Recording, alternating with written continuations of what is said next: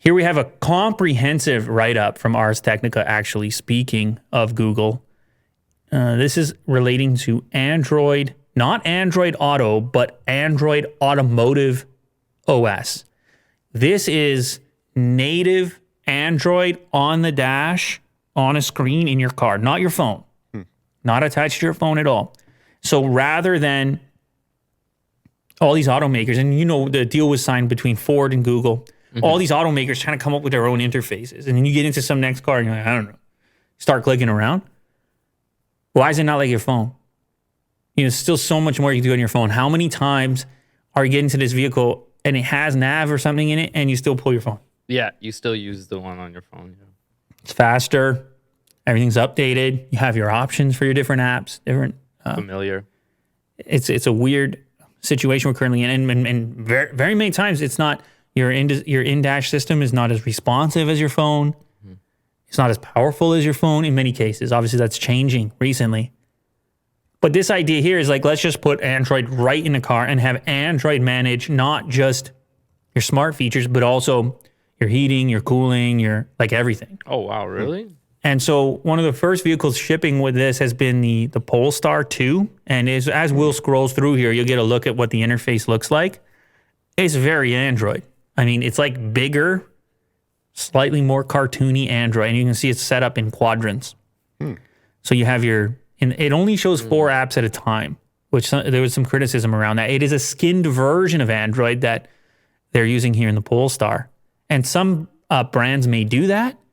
Whereas maybe at some point there would be some uniform stock experience that people gravitate towards. But in this case, you can see in the top left corner, you have a nav, that's Google Maps.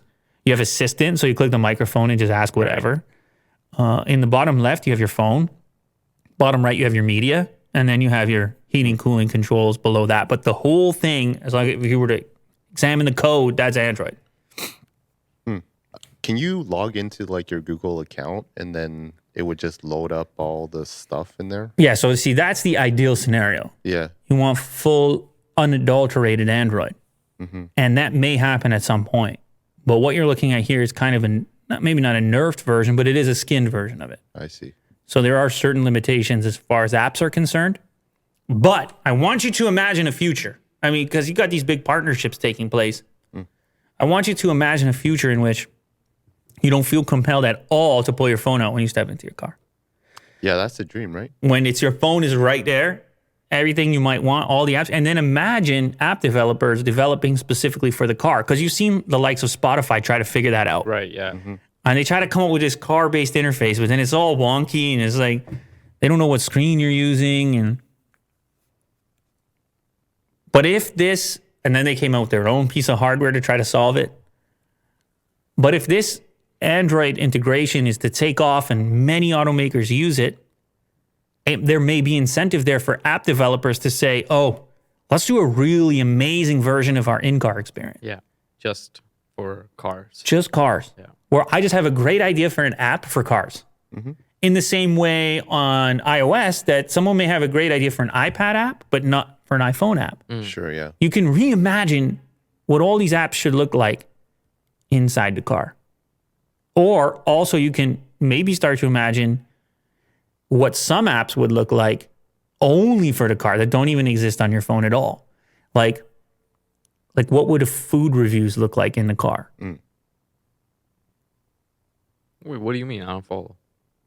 Well, like you have Google Maps, and I guess Maps has ratings in it. But It would be like a native experience. so what I'm saying is once you realize the scale, the size of a display in a car, and you realize people take their car to go eat, if you were just to imagine from the ground up, what would an in-car food review app look like?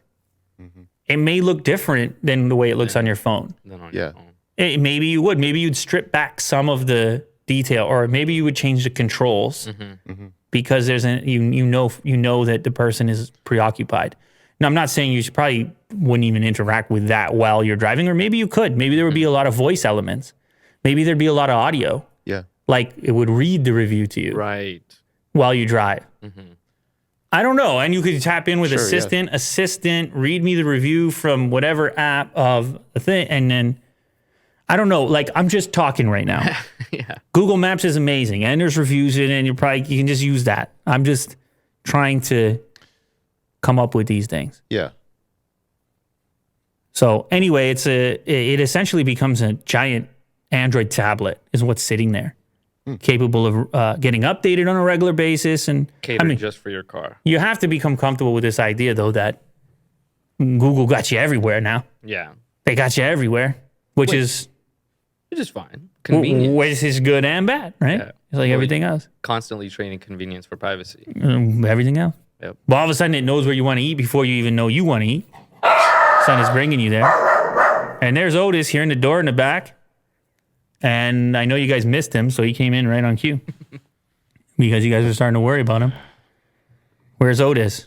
Come here, bud. Otis is 42 years old. He hasn't learned yet. Yeah. He still thinks He we was need, taking like a nice nap. we need that warning still.